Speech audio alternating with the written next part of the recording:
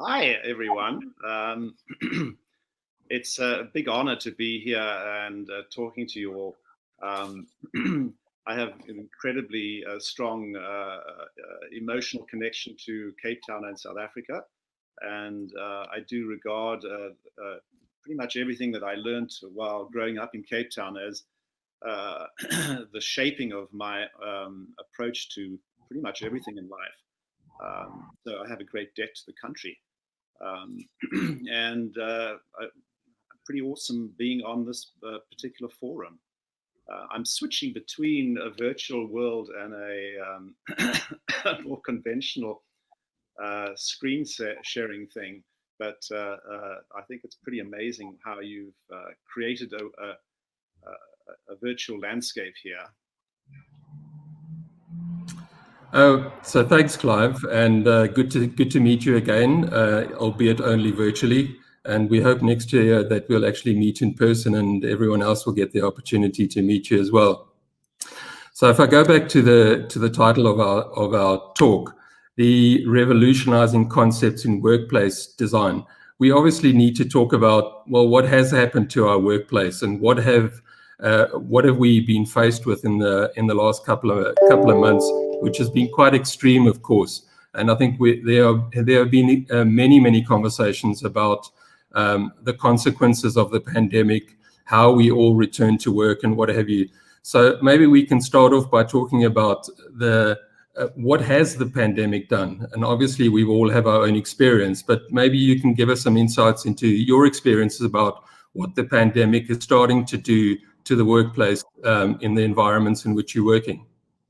Well, I probably should preface any comments by saying that the dust hasn't settled on this whole question.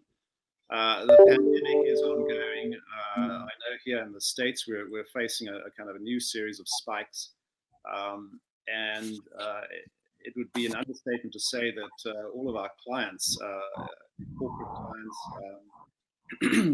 the larger companies, often multinationals here, are extremely nervous about what's happening next, and how they bring people back to the office and what this all means. And of course, there are many people saying that the office is dead. And there are many people who are saying we're understanding more than ever how important it is.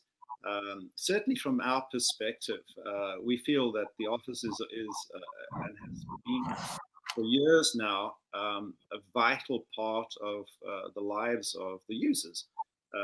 It's about community building, about self-realization in the experience of office workers. A lot of the time we feel that the sort of dramatic decisions that have been taken, like a lot of the tech companies saying that no one needs to go back to work, possibly ever. We feel that these are decisions taken by people who are in a different generation to the majority of their workers, who are in the sort of 20 to 40 year range, who are really very dependent on their work life as shaping their entire careers and their self-identities and their goals in life, shaping their social relationships, often providing them with partners, wives, husbands. It's an incredibly important part of one's life. And I do believe that pandemic has really become a kind of an accelerator for change. It can be seen in a very positive sense. I think it's been able to break down habits, bad habits in many cases, about management, about the fact that a worker isn't working unless you see them working. The remote working experiment of the last sort of 6-9 months has really proved that those managers were wrong. People can work remotely, people can be trusted, people should be trusted. And I think that is going to lead to a different kind of workplace in the future in a very positive way. I think it's going to become much more oriented to what it should be doing for the lives of people. So then the change and what you've spoken about is really It's a work in progress, and in fact, in many cases, it is actually yet to start. We're still in an exploratory phase, trying to figure out what to do. Some businesses have some urgency to be able to have to either do end-of-life revamps or things like that, and some, just out of pure economic necessity, have been required to either downscale. There's the odd one that has been lucky enough to be able to create new space, but the vast majority are possibly in a kind of hold and see pattern as we get to grips, which kind of talks to what is the kind of response time, and how are we going to how long do you think we're going to take before we actually get to grips with this? And I imagine that the answer to that is somewhat different depending on where you're located. But maybe from your point of view, Clive, how long do you think this is actually going to take before we actually get to grips with what is changing in our office, in our workspace? A good question, Bob. And of course, the conversation's become global. I'm sitting here in Los Angeles. It's 8 a.m. in the morning. You guys, it's in the evening in South Africa. I was listening to one of these webinars yesterday, in fact, where a colleague of mine in Shanghai was saying how Shanghai was completely back to normal, that there was no more social distancing even. Everyone was basically out in the open. And the incidence of COVID issues is incredibly low. I mean, to the point of negligible numbers. So we get experiencing very different things in different parts of the world. So I think there's going to be a different trajectory for different countries based on how they're doing right now. But I don't know if that has such a big influence on work styles, because I know from my own experience of pretty short experience of working in China, for instance, their work styles and their approach to work are very different to American, probably different to European, different to South African. So everyone, is going to deal with this in their own ways, I think.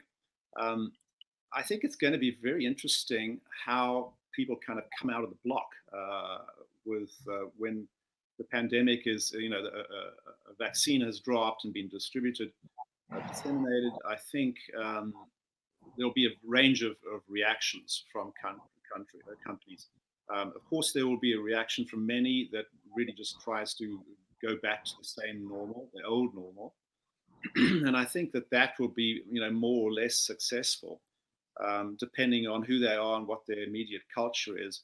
I do think there are differences, even across America. I think the culture of work within, let's say, the Midwest is different to the culture of work on the coasts. The culture of work on the coast is much faster, and there's more revolving door syndromes. People will move between companies and jobs much more frequently. That'll have an impact on how a company accommodates work changes. But I think we'll see probably on these more cutting edge companies on the east and west coasts of America, for instance, we will see an adoption of much more agile working and an acceptance and integration of blended or hybrid work, where remote work is now officially tolerated and accepted and supported. I think you will even see tech companies, giving stipends to people to set up their own offices, which become a kind of a permanent part of benefits. There's a lot of interesting change that will happen. I think our perspective is that the office needs to become this kind of social incubator, that the social side of the office is incredibly important. It's been underserved, essentially. The knowledge worker has really been the biggest determinant of change, because the knowledge worker has demanded better work conditions, more support on a work-life balance level. And I think that's going to, the user having the final say is going to be more and more the case with the workplace in the future, which is a good thing, because the workplace of the future, I think, will become a very exciting place. So, Clive, if we just step back to the idea of the accelerator of change, in some cases we're saying there's there's a wait and see holding pattern. In other cases, there's a kind of quick response to change. And possibly the biggest changes we're seeing are probably the attitudes of those that run the business, and the kind of attitudes of trust towards people coming back, and of course the very, very rapid uptake of tech solutions. And in fact, we're on a virtual platform that we probably wouldn't have been on had we not been forced into a situation like this, and just as well because we're all gaining new skills. So the kind of accelerator is allowing a very, very quick change in mindset, not only amongst the workers, but of course those that run the various businesses. Your view on the kind of attitudinal change? Yes. I mean, as I was kind of saying, I think that I think the C-suite has been really kind of shaken by what's happened in the last 6 months, but also, as we were saying, very pleasantly surprised at the success of remote working. I think that, pardon me. I think we're moving in a very, very interesting new direction.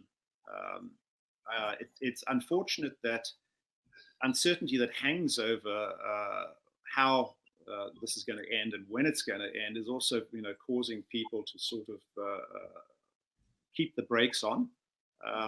And there's definitely a huge amount of uncertainty about, well, we can't really do anything right now. We can talk about it, and there's of course been a lot of talk. And of course, the technology, the proving of technology has been absolutely fantastic. This new, and it seems new, that video conferencing, Zoom calls, WebExes, etc., are now part of our everyday life. And that, I think, is just an amazing new kind of extension of our capabilities. And that is, it must surely play into how we conduct business in the future as well. We almost certainly won't be flying around as much as we were.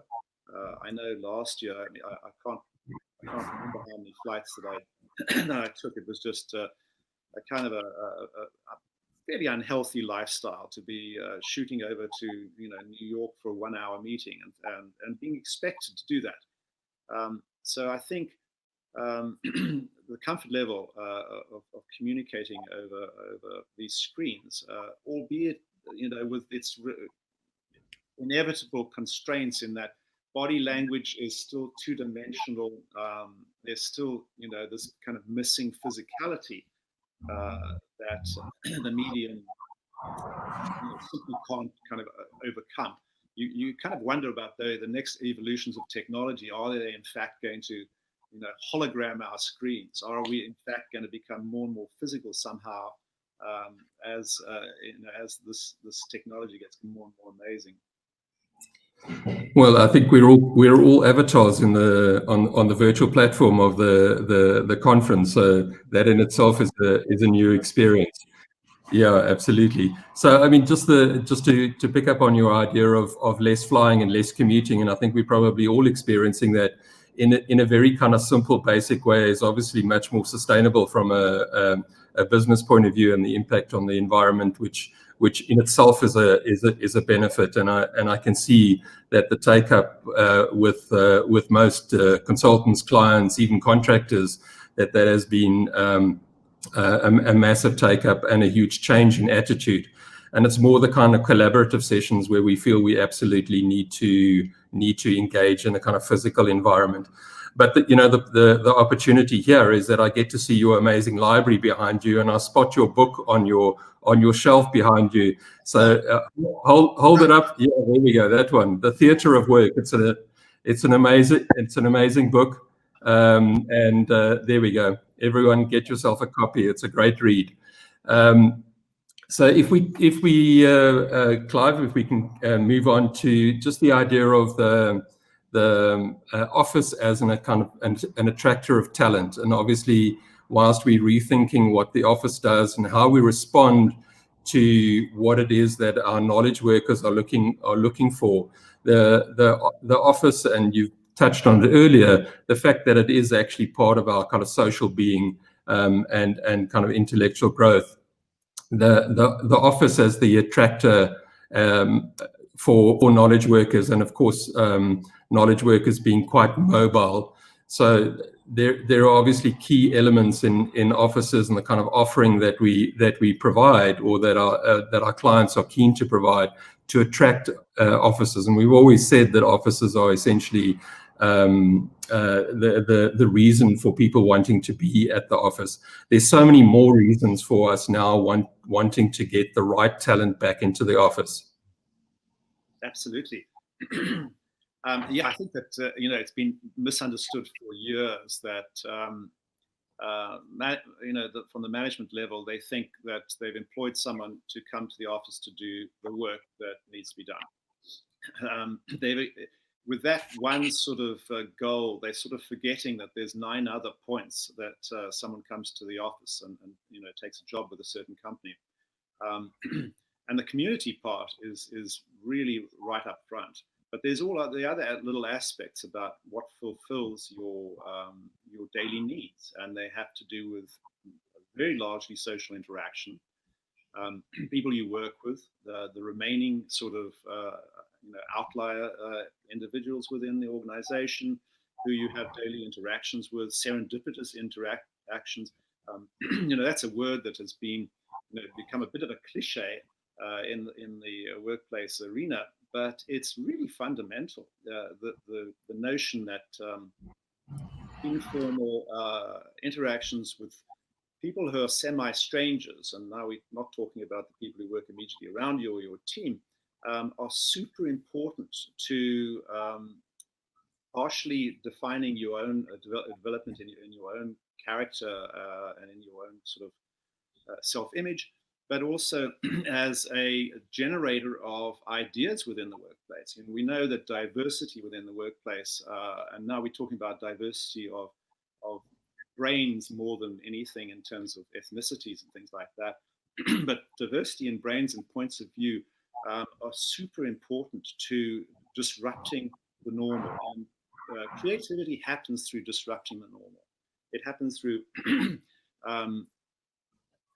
changing a perspective in order to see a problem differently and then find a solution to that problem which you wouldn't have found by going down a linear path.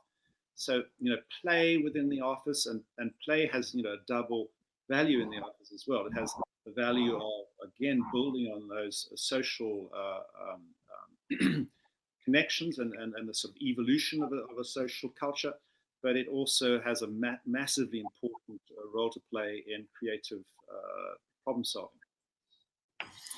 Yeah, so one of our clients has actually said to us, we don't do business on Zoom. We do business in the physical space, which is saying we need to be back in the office, and the real ideas and the real interaction happen there, whether that's in the lift, in the staircase, on your way to and from the loo, or on your way to grabbing a coffee. So that obviously all talks to the physical space that we're looking to create in terms of kind of revolutionizing, if I go back to the title of our talk, revolutionizing concepts in workplace design. So are you seeing anything kind of like weird and wonderful that's coming out? Some of the work you've done has been incredible over the years, and you've worked for some incredible multinationals. But is there just as an anecdote, maybe a kind of weird and wonderful idea that's kind of come out of some of your engagements with your clients in the last couple of weeks or months? Oh, I'm putting you on the spot now. I mean, to be honest with you, the conversations with our clients have been quite restricted in the last few months. And the reason is that there is this, as I mentioned, there's this incredible uncertainty about when is this going to end? When is it, are we in for another entire year? Yeah. The uncertainty is pervasive across our clients. So we've been more in a holding pattern than anything else, and trying to evolve our own attitude to what's going to take place with the next generation of workspaces. And we have been fortunate to have been able to do some studies with clients, and we do find very interestingly that in a sort of popularity polling stakes with one client focus group, we do these sort of focus groups with clients to kind of evolve a kind of a vision for where they want their workplace to go, typically with stakeholders from different departments. And one of the most interesting things recently, when we talked about a range of work setting opportunities, because we constantly try to enrich the offering of a workplace with multiple choice in work settings. And the one work setting that everyone wasn't keen on was the bench, the standard desk of an office. And it was so fascinating. These are not architects or designers. These were people from different departments who all collectively pretty much liked all the other work settings and voted for them. And the traditional desk got, I think, 1 vote. And I was stunned by this because certainly from a client perspective, there's always the view that, well, we have to have mostly, 80% benches or desks. And then, obviously meeting space, very important. And then we can have some other nice stuff. Now the traditional desk is getting voted out by the employees. And you think to yourself, well, you kind of do need that, even if, from the most basic sort of functional point of view. But I think it shows an antipathy towards the desk, the sense that the desk actually was something that kind of, I think, encaged you, that it was something that you had to be tied to. And now that you're being offered the choice of all sorts of other things, the idea of being tethered to a desk is no longer attractive. And I think the mobile world, this is the other thing that we're definitely seeing, is that the idea of mobility in the mobile world is definitely capturing everyone's imagination. So maybe the desk is the thing that people are responding to negatively because it talks so much about work, as opposed to work being a little bit more like play, or a little bit more about creativity, instead of just being at the office from 8 to 5. So I think therein lies the kind of opportunity about everyone being more agile, relying more on the tech to be able to be more mobile, to be able to operate in various sectors or in various locations, whether that's work from home or work from anywhere. And so are you seeing kind of different responses to within your client base in the States, referencing the sort of multinationals and the fact that they are spread across the globe? Are you seeing, apart from the cultural differences where they're actually located, are there some differences in the different responses, how these multinationals are approaching the workspace of the future? I don't think we've seen enough yet to have a kind of a clear opinion on it, because I've been a bit surprised to see the expectation, and in some cases, not mentioning any names, where it's looking just like it was before. And you think, that immediately provokes the question of, when are people going to understand the world's changed? I mean, it really has changed. If I had to look forward, a year or two from now, I do believe we will see, and it will be heavily publicized, that certain companies have now instituted a workplace that is based on a completely, different model of community first, the social aspect first, the ability to address all types of work, because, for the open offices had a lot of criticism for not accommodating introverts and not accommodating, private focused work. I think that will get better solved in the future, because there will be more opportunities within the workplace to lock yourself away if necessary, to private space and acoustically isolated space when you need it. And I think these companies that do that institute this type of workplace which is super agile and which accommodates blended hybrid work, maybe 3 days in the office, 4 days in the office, maybe 2 days in the office. It will be designed. I mean, this is actually a design problem. It's a design. It's a corporate design problem from a work, a workflow, a workspace point of view.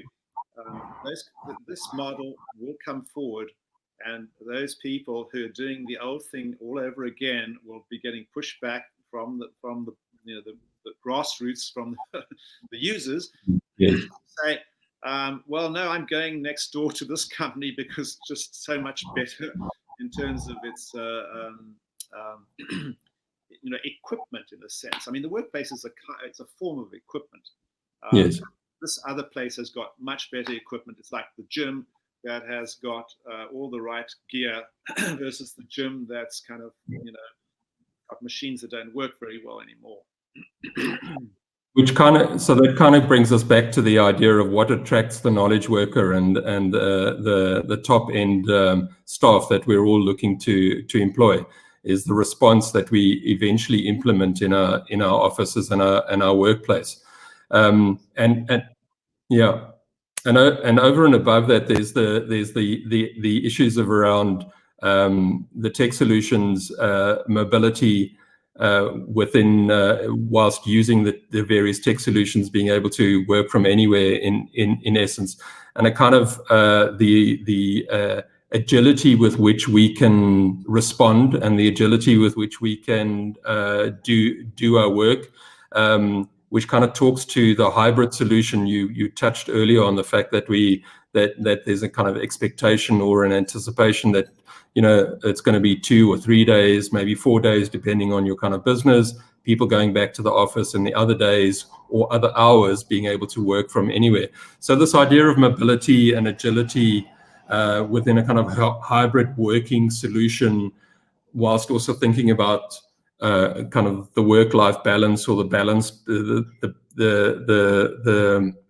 balance between how we spend time at home and how we spend time at the office, and how that impacts on our private lives, and obviously on our social lives between office and work. There's an interesting idea around agility ratios, and I think those in the cities where mobility is dealt with in better environments is obviously going to be very interesting in how the physical space of the office responds to the requirements of space.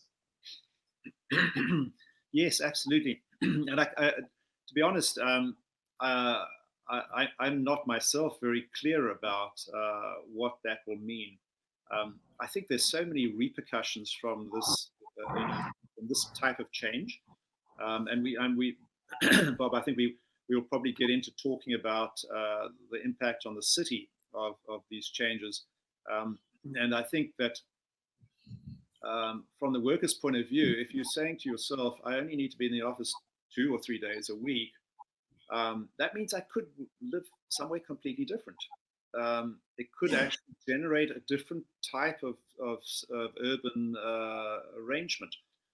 For instance, maybe it excessively validates suburban living, outer suburban living.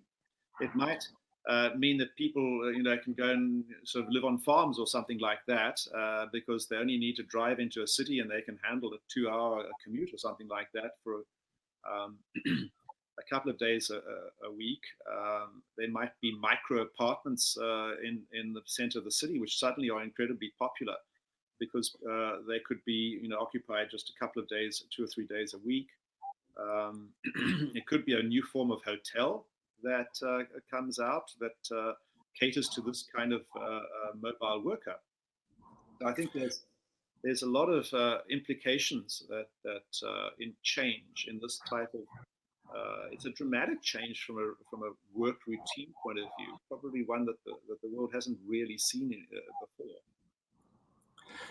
So that's quite clear, is that the topic of the change in the workplace has an impact on the real estate footprint of corporates and offices, positively or negatively, but also that there is a kind of direct potential shift in what happens to the property clock, and how there is now potential for new forms of residential, and probably in areas that weren't traditionally seen as the go-to places to live. So it's an interesting topic to talk about how that is changing, that as we respond to the workplace and to the traditional locations of our workplace, how that is changing the way that we respond from a residential point of view. And you touch on the idea of the micro unit. So could we live on the farm and have a micro unit in town, or a kind of, I hate the idea, but a kind of hotbed solution in town that allows us to get to the office if we absolutely have to. But for the rest of the time, I can be on the farm or out in the desert in Palm Springs or something like that. So I wonder how much of an impact it's going to have. I haven't heard the phrase hotbed before, but it's it brings up all sorts of maybe a hoteling phrase. Yes. Well, I think it's a natural successor to hot desk, which was actually always an appalling word. Actually, we never ever use the word hot desk, because it comes from some kind of cynical management kind of perspective that we're just going to squeeze real estate to get every ounce of dollar value out of it. And certainly the mobile office of the future, I don't see as being this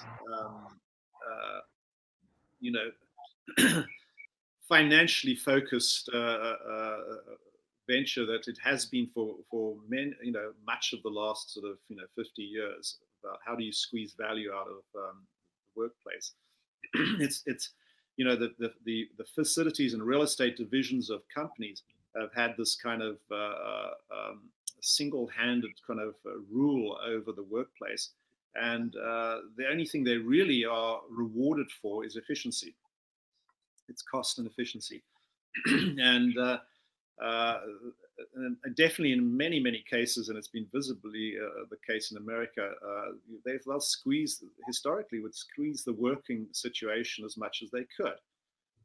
And one of the big sort of shockers with the advent of COVID was you can't have people sitting 3 feet apart from each other, and I think that that will become a standard to kind of the 6 foot distance thing is very likely to actually have an impact on our workplace planning way beyond COVID, I suspect. Just as sensibly, because it's become this kind of sensible, healthy issue. It would be a health issue. But I don't think that sorry, Bob. So for me, then the kind of for the property owners in the audience, the kind of positive out of that is that it isn't, the knee-jerk reaction was, oh, we don't need all the space, we only need 50% of it or 40%. We're not going to need all these office spaces. But actually, there is an argument that if we aren't only talking about efficiency and densities per desk. And given your earlier comment that the desk was outvoted, so I like that idea that we don't have desks anymore. But there is an opportunity that we're saying, yes, there might be fewer people in the office. Maybe it's 80% and on a kind of agility ratio because we're only coming in 3 days out of the 5. That the provision of alternate space is giving us an opportunity to talk about density in a different way, and not just from a financial efficiency point of view. And specifically, if we're saying that the financial focus, whilst that is still going to be there, but if we consider the cost of occupation in offices related to what we spend on the human capital, actually the word capital, human and capital shouldn't be together, but the fact that the knowledge worker wants to be offered the more opportunities, and so maybe there's a kind of, we might see a relaxation of that extreme drive of density in the office. Is that something you foresee? Absolutely. I think we think that density will go way down because people will demand it.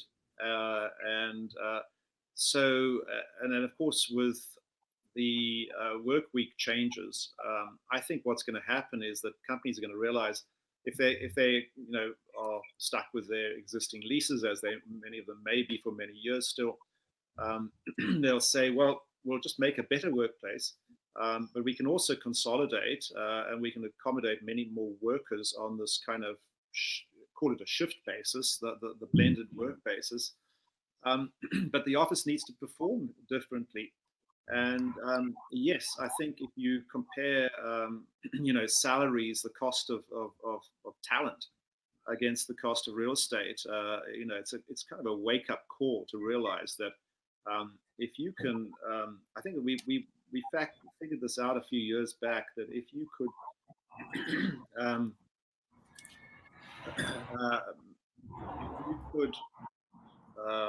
make a very small increase in the productivity, something like 2.5%. If you could make a 2.5% increase in the productivity of your workers, you'd pay for your capital real estate redesign. And and then we measured with Macquarie when we did their offices in Sydney in 2009. The post-occupancy evaluation figured, which was done by the University of New South Wales in Sydney, figured an 11% increase in productivity of the staff with this new agile environment. So you could say that project paid for itself 3 or 4 times over. Yeah. And that's the real metric that I believe companies need to focus on when it comes to making decisions about how to treat your real estate. So in many ways, we kind of ideally positioned in the next couple of years to actually to test drive that and drive that kind of message home to create in what I foresee is kind of better workspaces instead of rows and rows upon desks, and the opportunity to in some cases reduce our footprint and kind of repurpose buildings for other uses. So that is also an opportunity, which talks to the kind of point I wanted to bring up about the corporate responsibility in terms of the return to the office. And I mentioned that in the context of the space that they occupy within the city, and the businesses that rely on their presence and the number of feet that go past their little shop. So whether that's the coffee shop or the tailor or just the public transport systems that we rely on, and so I wonder if you have a view about the sort of corporate social responsibility to try and get back to the office as much as possible, maybe in slightly different ways, because there is an ecosystem that is relying on their presence. Oh gosh, yes. And the pandemic has been an enormous threat to that ecosystem. Although I think we'll probably see, and we see it here in Los Angeles, that there have been a very large number of businesses that are simply can't stay alive through the pandemic. But that's not to say that all those closed doors, boarded up for lease signs and things like that on the streets are really, a sign of the death of the city by any means. When we see change with a vaccine landing and being distributed, and people getting back to a sense of confidence about their world and their community and their environment, I think there'll be new users coming into those. There's a huge amount of optimism in the human species. Yes. We also have convenient amnesia, just like a woman who has a baby and completely forgets how incredibly unpleasant the giving birth was, and then goes and does it again and again. We're resilient.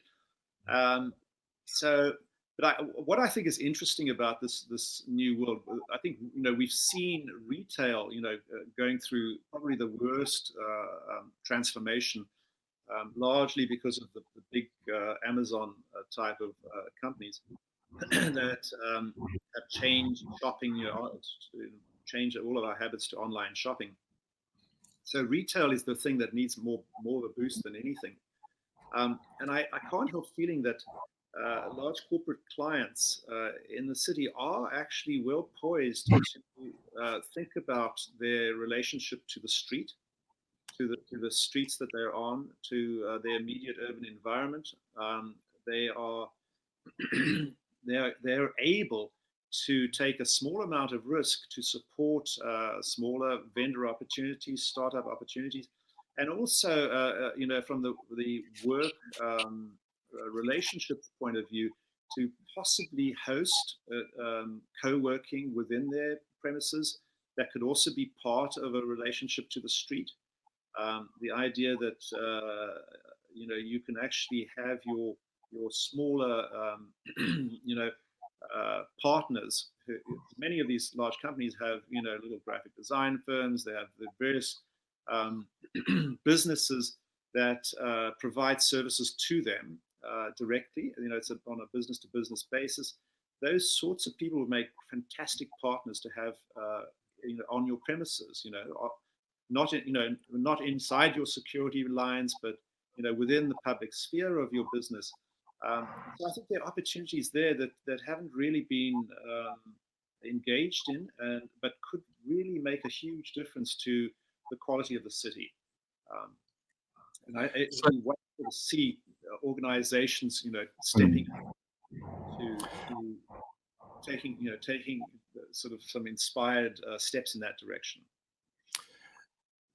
So, Clive, there's 2 points there that I'm picking up on, and the first one is the idea of co-working in your business as opposed to co-working as a business, and really the idea of the co-working attracting your partners and your collaborators into your space, and we're already seeing and hearing that that's starting to manifest. So, I wonder how much competition that might bring to the formal co-working environment, like the WeWorks, where corporates are starting to create maybe the co-working environment in their own spaces, just to be able to be more of a partner to all of their colleagues and partners. I think that's an interesting positive development.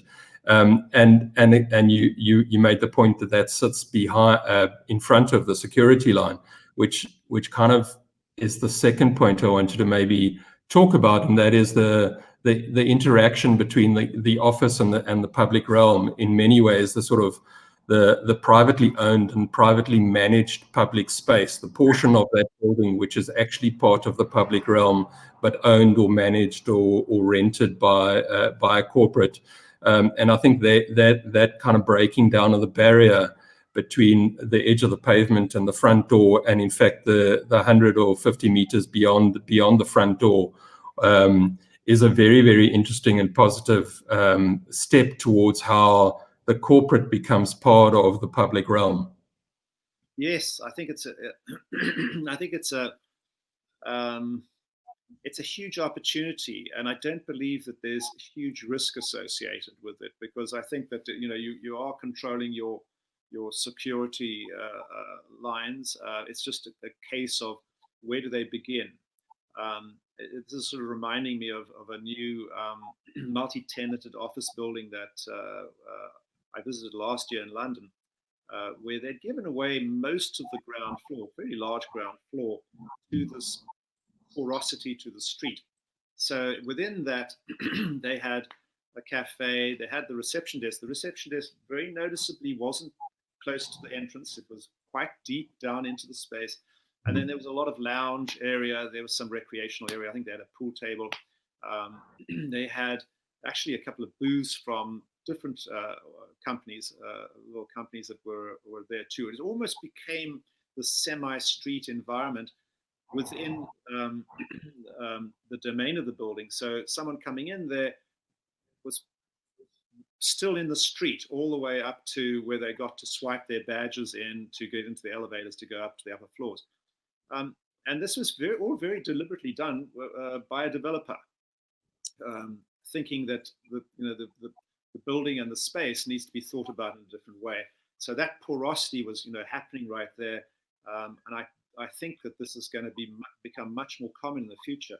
And as it becomes more common, I think the Benoni plan of Rome that we think about a positive and a negative space, of what's private and behind a solid impenetrable door versus what's actually delivering sort of a richness back to the public realm, is going to be an interesting, I'm hoping, a very interesting change in our futures.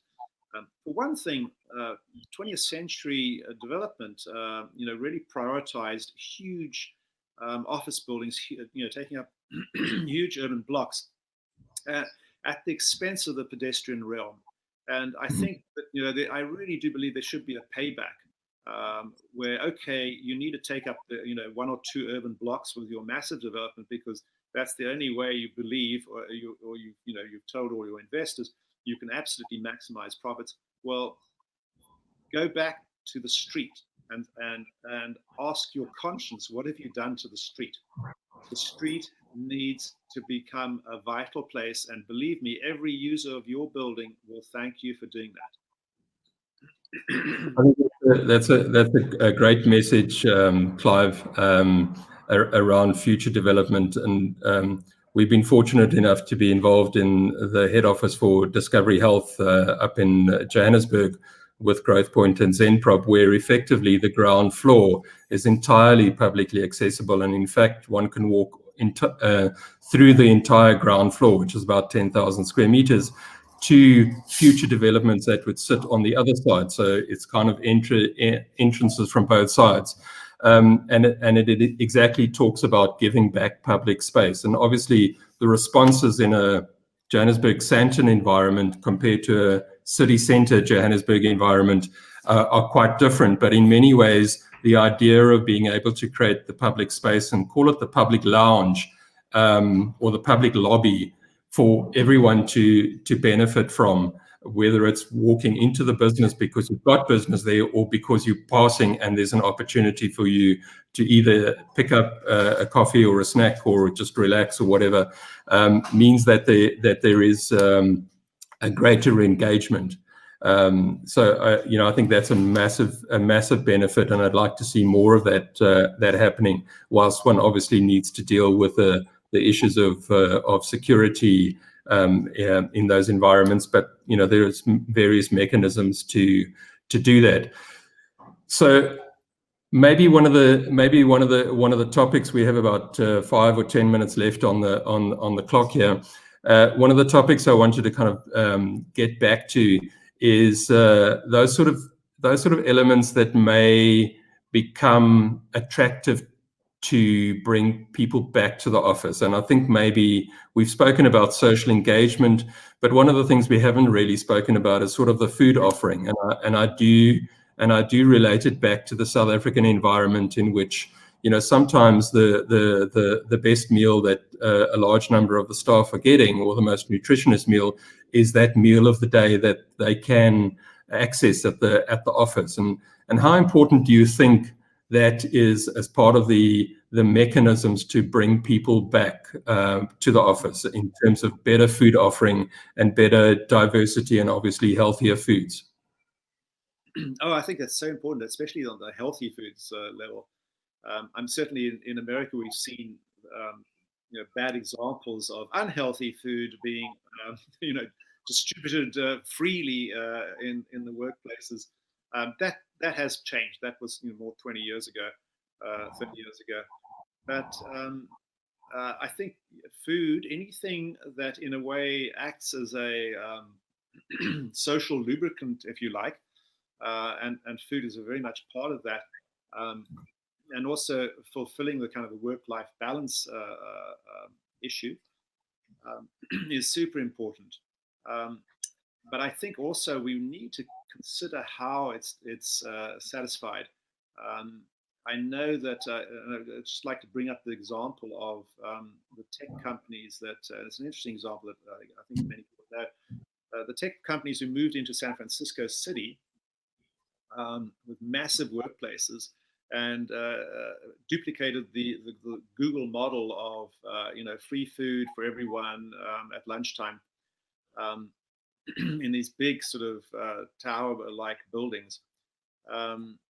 Had a very negative impact on the city streets around them, because they took away, also by offering gym facilities and juice bars and et cetera, et cetera, et cetera. They killed the small little businesses on the streets around them. And then after a few years of this happening, they realized that, and they decided they needed to take a different strategy about how to satisfy the food issue in particular with their staff. And so they, I think, what was it? Was it Twitter or Square? One of the first ones to say, we're not going to provide food like this. We are going to ensure that businesses around are going to be able to supply the sorts of things you need. We might even subsidize them to some extent. And we'll look at the ecology of office within the city in a more holistic way. And I think that's very, very important. I'm not sort of super familiar with the larger companies in South Africa, but I think looking at the immediate ecology of the city is a first priority, and then design what your offering is to complement, but not to overly compete with that. I think that loops back nicely to our earlier point about the ecosystem in which we exist, in which the office space exists as an urban magnet, or as an economic generator within the public realm, particularly more inner city, more dense environments.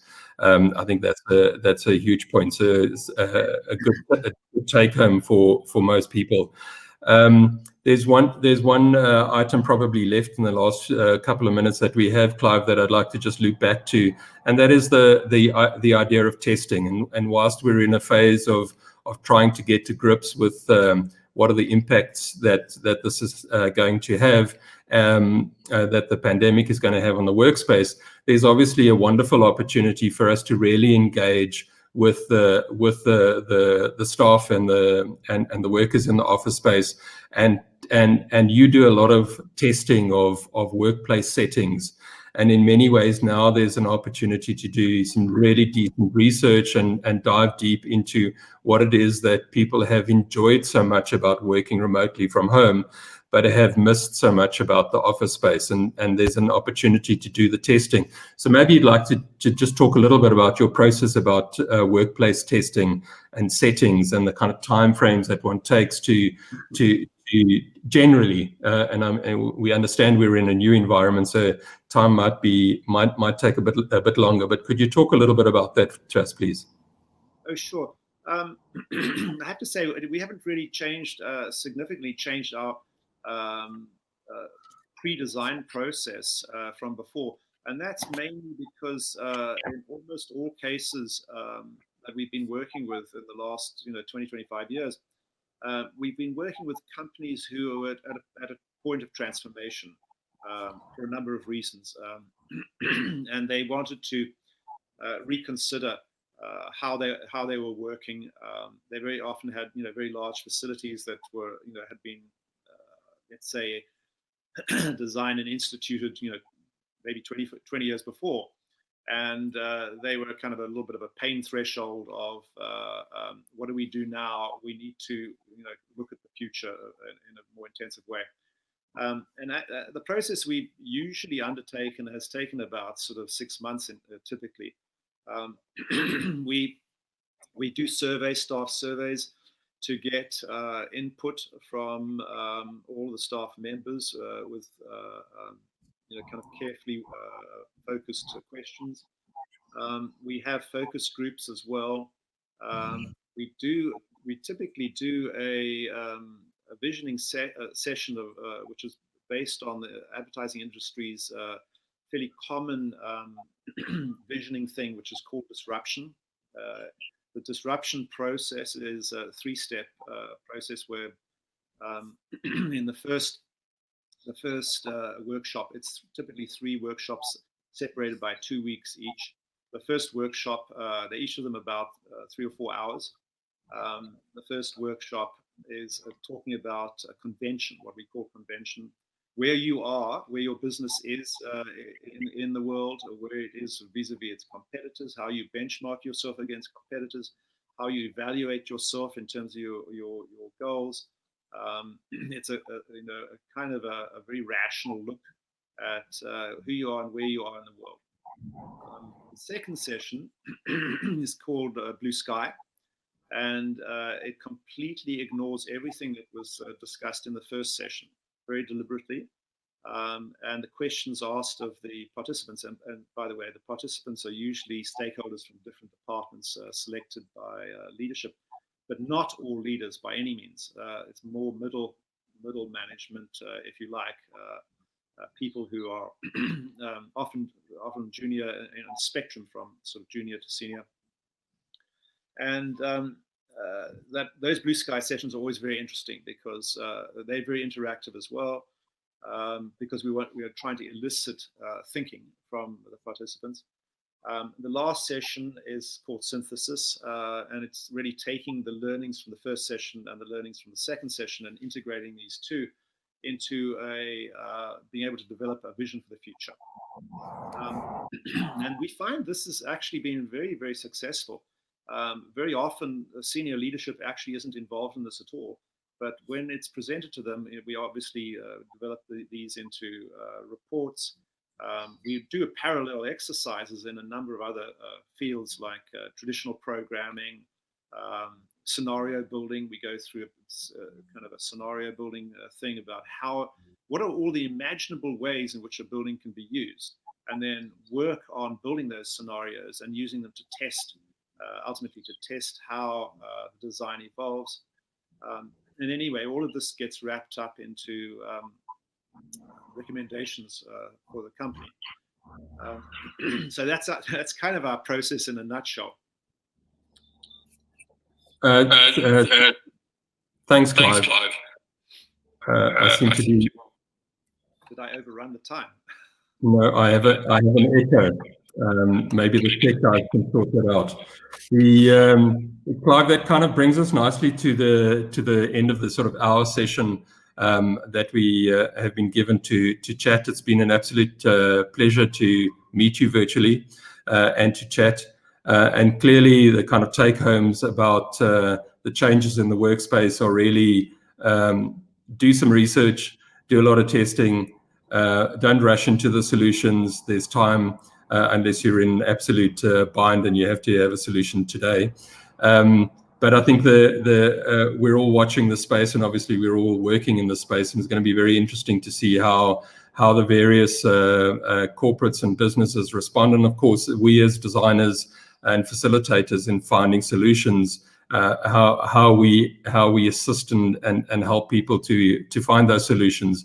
And I'm keen that next year when you come through, hopefully physically, and we'll excuse you for having to fly, so that we actually get to kind of maybe do some an opportunity to compare notes about what has happened since we've chatted today in the next year, and has there been anything radical? Who are the businesses that have been kind of left behind because they felt like going back to normal, to the old normal? And who are the businesses that have flourished, that have actually taken on board the opportunity to really engage with their staff, to engage with their public realm, to open themselves up to opportunity of change? And I'm looking forward to these changes. I think it's very exciting for us as designers to be working in the space now. Whilst it's economically quite tough, I think creatively it's going to be very interesting. So once again, thank you so much for your time and your insights. It's been a real pleasure. Thank you. Oh, pleasure, Bob. Real pleasure for me too. And I've got to say to potential clients out there, canvass your people, survey your people. You'll be amazed at what kind of intelligence you get, and that will be super useful. I do believe that this is almost a moment that crowdsourcing can have immense value. Yeah. Everyone's got their own individual experiences, and they're all valuable to be able to shape where you're going forward. Yeah. Awesome. Thank you, Clive. And once again, thank you to Lisa and Ilse for the opportunity for us to chat. Thank you. Very much appreciated. Thank you all.